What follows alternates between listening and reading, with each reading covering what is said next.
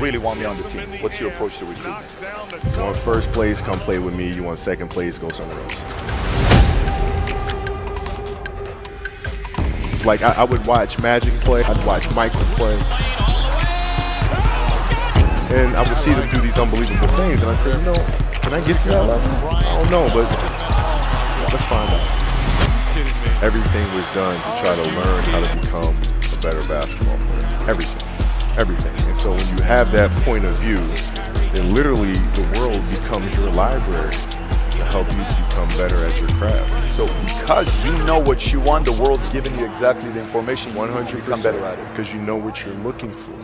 So many guys tell stories about your work ethic. What was really your work ethic like, and for how long did you stay disciplined? Well, I mean, every day. Since 20 years. It's an everyday process, and trying to figure out strengths and weaknesses. For example, jumping ability. Now, my vertical was a 40, it wasn't a 46 or a 45. My hands are big, but they're not massive. Right? So you got to figure out ways to strengthen them, so your hands are strong enough to be able to palm a ball and do the things that you need to do. Quickness, I was quick, but not insanely quick. I was fast, but not ridiculously fast. Right? So I had to rely on skill a lot more. I had to rely on angles a lot more. I had to study the game a lot more. And but I enjoyed it though. So like from the time I can remember when I started watching the game, I studied the game, and it just never changed. It's not about my jerseys that are hanging up there for me. It's about the jerseys that were hanging up there before. And without them, I couldn't be here today. They inspired me to play the game at a high level. Magic, Cat, Shaq pushing me every day. Baylor, Chamberlain, Goodrich, West, Worthy, it goes on and on. And secondly, it's about this class organization.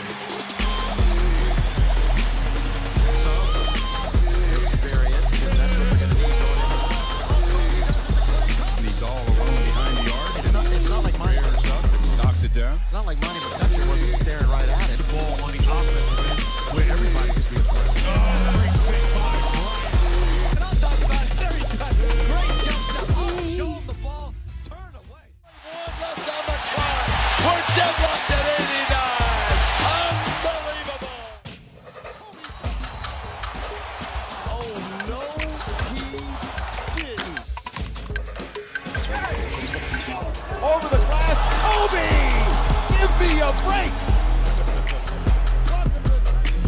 That was crazy. 60 points. Are you kidding me? 60 points. Did everybody see that last game? Who saw that last game? For people in LA or in the States, they watched that live at 7 at night. We watched way early in the morning. Okay, so your global fans are on smartphones, on tablets, every which way you can. We're cheering. We're watching that, and we were super excited. Let's bring us back there, because that will lead us into what we're talking about today. Because it's the Mamba mentality. That last game came out of nowhere, man. Yeah, pretty much. It's for me, it was just a long journey. It's like playing basketball too.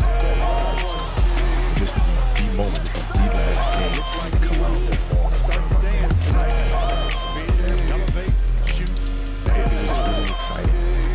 Wasn't any pressure, wasn't sad, anything like that. This is awesome. Let's go out here and just win the show one more time. You've been doing this for 20 years. I'm sure you don't get nervous. Were you nervous before this game? No, I wasn't nervous. I was excited. Like I was ready to go. I was ready to go. I saw my family right before we ran out on the court, and looked at my wife and our kids, and I just asked my kids, I said, let's go put on a show one more time. Is that okay? And they said, yeah. So we went out and put on a show. So it was fun. It wasn't any nervous. First shot didn't go in. Second shot didn't go in. Third shot didn't go in. Fourth, fifth, and sixth. And then all of a sudden, buckets. Yeah. Well, boom, boom, boom, boom, boom. Well, it makes the journey worthwhile. You know what I mean? Because you go through moments where you have that adversity, you gotta figure your way through it. Like the start of the game, I actually had to just start laughing. After I missed like the fifth shot in a row. This is crazy. man, this game could either be like, I can either turn it around, or this is going to be absolutely horrendous. Be the worst last game ever. So, you know, from that point, I said I'm comfortable. It's either going to be the worst last game ever, or it's going to be the best last game ever. But I don't want anything in between. So that leads me to ask, because that last game, you've been doing something you've been doing since you were 5 years old. It's not about the physical, because you've done this a million times. You've practiced the left hand pull-up mid-range, the right hand pull-up mid-range, the step back, the pivot, the reverse pivot, you know, going at attacking different angles. You've been doing that. So it's not about physicalness, because that's all ingrained. Was that last game fully just mental, just fighting through it and just saying, I gotta do this? Yeah, it was, no, because I was ready to play. I was excited to play. Once the game started, it became the norm. It became reading defensive situations, positioning my teammates, and just overall strategy and tactics. And it felt good to get back to that, because that's the part of the game that I enjoy the most. The mindfulness. Yeah, the fun of it's just like a puzzle, and you have to figure out what pieces go where, and that's the enjoyment in the game. I think that's what we're leading here today in our TEDx talk is the power of the mind. And I think because, you know, there's been so many athletes that have made the NBA the highest echelon of professional basketball in the world. And there's athletes that can jump as high as Scott, run as fast as Cheetah. They can hit buckets, they can react. But it's the special niche players that have that.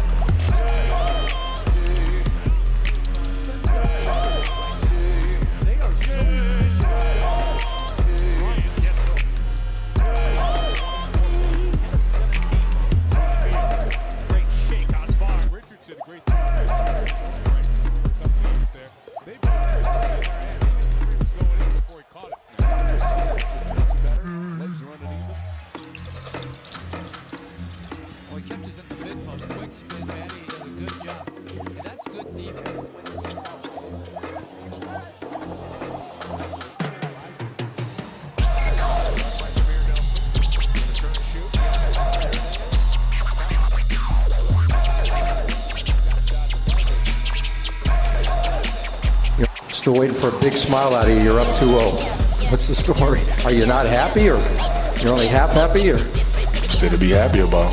you're up 2-0? Job's not finished. Job finished? No, I don't think so.